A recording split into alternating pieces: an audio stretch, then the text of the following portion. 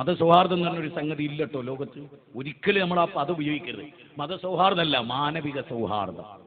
മതസൗഹാർദ്ദം എന്ന് പറഞ്ഞാൽ എന്താണെന്ന് മനസ്സിലാക്കി. മതലയനത്തെയാണ് നമ്മൾ മതസൗഹാർദ്ദം എന്ന് പറയുന്നത്.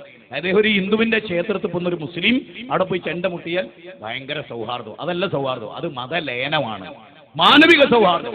അതായത് ഇപ്പൊ നിങ്ങൾക്കറിയാം, ശബരിമലയിലേക്ക് പോകുമ്പോൾ അയ്യപ്പ ഭക്തന്മാർ മുസ്ലിങ്ങളെ വീട്ടിൽ നിന്ന് ഭക്ഷണം കഴിക്കില്ല. മുസ്ലിങ്ങളതല്ല, ഒക്കെ വീട്ടിൽ നിന്ന് എന്താ, അവർ നോമ്പ് നോൽക്കാറുണ്ട്, മണ്ഡലം നോമ്പ്. ആ നോമ്പ് നോൽക്കുന്ന സമയത്ത് നമ്മുടെ ഭക്ഷണം കൊടുത്താൽ ഞങ്ങൾക്ക് പാടില്ല. ഒരു വർഗീയവാദിയായിട്ടാ അല്ല, അവന്റെ വിശ്വാസം. നമ്മുടെ ഒരു മുസ്ലിം ക്ലിയറായി, നിങ്ങൾക്കറിയാം, ക്ഷേത്രം ബിംബാരാധനയിൽ അധിഷ്ഠിതമാണ്. ഇസ്ലാം അതിനെതിരാണ്, നിങ്ങൾക്കറിയാലോ. ക്രിസ്ത്യാനികൾ ബിംബാരാധനയിൽ അധിഷ്ഠിതമാണ്. ഇസ്ലാമിനെതിരാ. ക്രിസ്തീയ പള്ളി ഉണ്ടാക്കാൻ മുസ്ലിമിനോട് ഫണ്ട് വെച്ചോ കൊടുക്കേണ്ടയില്ല. അത് നിങ്ങൾ ശരിക്കും മനസ്സിലാക്കുക.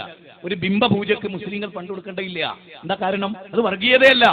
നേരെ മറിച്ചൊരു ഹിന്ദു വരികയാണ്, എന്റെ കുട്ടിക്ക് ക്യാൻസറാ, കൊടുക്കണം, എത്ര കൊടുക്കാൻ പറ്റുമോ അത്ര കൊടുക്കണം. ഒരു ഹൈന്ദവ സഹോദരൻ വന്നിട്ട് പറയും, എന്റെ വീടിന്റെ മേൽക്കൂരതാ വീണ് പോകാറായി, ബഷീർ എന്നെ ഒന്ന് ഉണ്ടാക്കി തരണം, ഉണ്ടാക്കി കൊടുക്കണം. എന്റെ മോളുടെ വിദ്യാഭ്യാസത്തിന് നീ ചെലവ് തരണം, കൊടുക്കണം. പക്ഷെ മതലയനവും മതസൗഹാർദ്ദവും ഒക്കെ വേറെ വേറെയാണ്. അത് നമ്മൾ ശരിക്കും പഠിക്കണം. അതായത് ഒരു ഹിന്ദു ഒരു മുസ്ലിമിന്റെ പള്ളിയിൽ വന്നിട്ട് അവിടെ ഒരു ബാങ്കാട് കൊടുത്ത്, എന്നിട്ട് പിറ്റേത്തെ പത്രത്തിൽ മതസൗഹാർദ്ദത്തിന്റെ ഉന്നത പ്രതീകമായി. അത് മതലയനമാണ്, മതസൗഹാർദ്ദമല്ല, മാനവിക സൗഹാർദ്ദം. അതായത് എനിക്ക് എന്റെ മതത്തിൽ വിശ്വസിച്ചുകൊണ്ട് ഹൈന്ദവനെ സ്നേഹിക്കാൻ കഴിയും. എന്റെ അയൽവാസിയായ ബാബുവേട്ടൻ, നിങ്ങൾ ചോദിച്ചോ അവിടെ ചെന്ന്, എന്റെ നാട്ടിൽ ഓരോ മുസ്ലിം സഹോദരനോട് ചോദിച്ചോ, എന്നാ മുജാഹിദ് വാൽശ്ശേരി ഒരു പറഞ്ഞു, എന്റെ മതം എന്റെ വീട്ടിൽ എന്റെ അടുത്ത് വന്നാൽ ഒരു ക്ഷേത്ര ഉത്സവത്തിനാ വരുന്നെങ്കിൽ ഞാൻ കൊടുക്കൂല എന്ന് എനിക്കറിയാം. പിന്നെ ഞാൻ ഏകദൈവാരാധന പറയുന്നതിന് എന്താ വില? നിങ്ങൾ ചിന്തിച്ചോ, ഞാൻ വേശ്യാലയം പാടില്ല, വേശ്യാവൃത്തി പാടില്ല അറിയാം. ഒരുത്തൻ വേശ്യാലയം ഉണ്ടാക്കാൻ പണ്ടും ചോദിച്ചു വരിക, ഞാൻ കൊടുത്ത എന്റെ അവസ്ഥ എന്താ? ഞാൻ അന്തസ്സുള്ളവനാണോ? കള്ള് കുടിക്കരുതെന്നും കള്ളിന്റെ ഭയാനകതയെ പറ്റി പറയാം, എന്നിട്ട് എന്റെ കെട്ടിടം കള്ളിച്ചാപ്പിന് കൊടുക്കുക, എങ്ങനെ ഉണ്ടാവും?